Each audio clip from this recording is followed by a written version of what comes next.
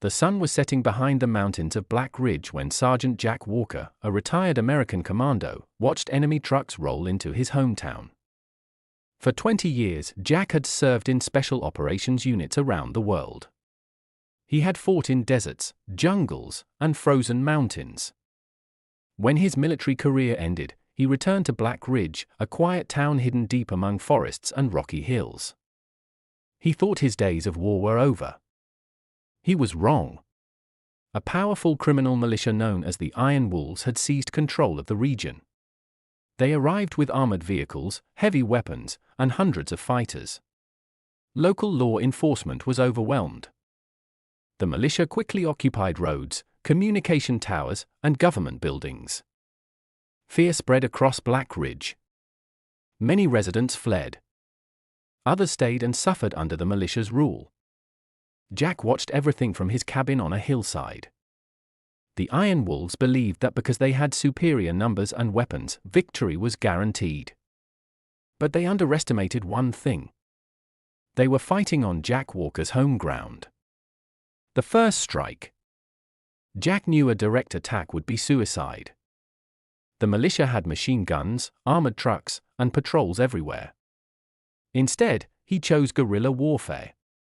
For weeks he studied their routines. He observed patrol schedules. He mapped supply routes. He identified weak points.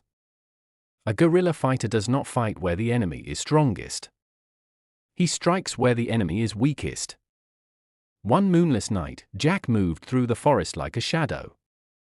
The Iron Wolves depended on fuel deliveries arriving from a nearby city. Jack carefully sabotaged a bridge along the route. The next morning, a heavily loaded fuel truck attempted to cross. The weakened structure collapsed.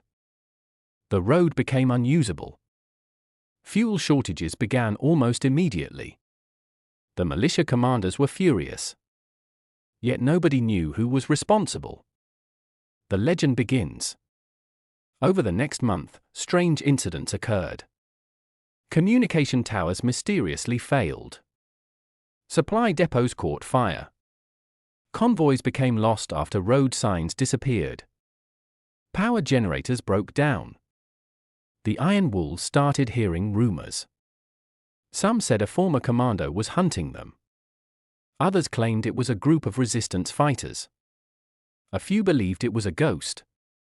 The townspeople began calling the unknown fighter the Ghost of Black Ridge. The name spread quickly. And fear followed it. The forest ambush. The militia finally located what they believed was Jack's hideout.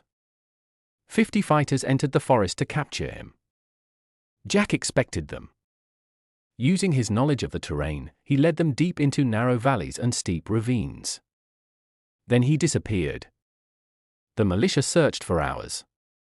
Suddenly alarms sounded. Their vehicles had become trapped behind fallen trees. Their radio signals vanished. Confusion spread. The fighters turned on flashlights, desperately trying to locate the enemy. But there was no enemy to see. Only darkness. One by one, patrol groups became separated. The operation collapsed. By dawn, the exhausted militia withdrew. The forest belonged to Jack. Building the resistance. As word spread, brave citizens began contacting Jack.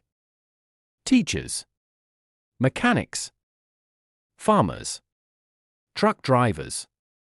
Former soldiers. Jack organized them into small independent teams. Each team knew only its own mission. This prevented the militia from uncovering the entire resistance if someone was captured. The resistance gathered information. They monitored enemy movements. They distributed supplies to families. They helped people escape dangerous areas. Most importantly, they denied the militia any sense of security. Every road became suspicious. Every shadow looked threatening. Every unexpected noise created panic. The Iron Wolves were slowly losing control. Turning the tide. Winter arrived. Heavy snow covered the mountains. The militia supply problems became severe. Food became scarce. Fuel became scarce. Morale collapsed. Meanwhile, the resistance grew stronger. Jack launched coordinated operations against supply warehouses and transportation routes. The militia spent more time defending itself than controlling the region. Their commanders became desperate. Mistakes increased. Arguments erupted among leaders. Some fighters deserted. Others surrendered. The once powerful iron walls were beginning to crack. The final operation. Intelligence revealed that the militia leadership had established its headquarters inside an abandoned mining complex. Jack knew this was the opportunity he had been waiting for. The resistance surrounded the area and cut off escape routes. Communication lines were disrupted. Supply roads were blocked. The militia leaders suddenly found themselves isolated. For days they attempted to organize a defense. But confusion and fear spread through their ranks. The resistance maintained pressure without exposing itself to unnecessary risk. Eventually, government forces arrived and launched a coordinated operation. The weakened militia collapsed. Hundreds surrendered. Others fled into the wilderness. The iron walls were finished. Victory. Months later, Black Ridge returned to normal. Schools reopened. Businesses resumed operation. Families returned home.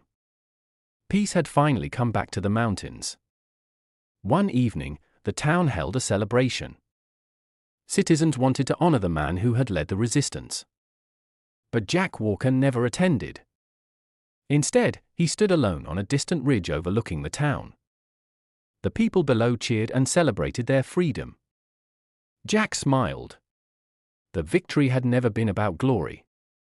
It had been about protecting his home.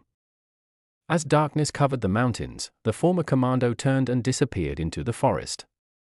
The legend of the ghost of Black Ridge would live on for generations, not because he sought recognition, but because one determined fighter had shown that courage, patience, and strategy could overcome even a much stronger enemy.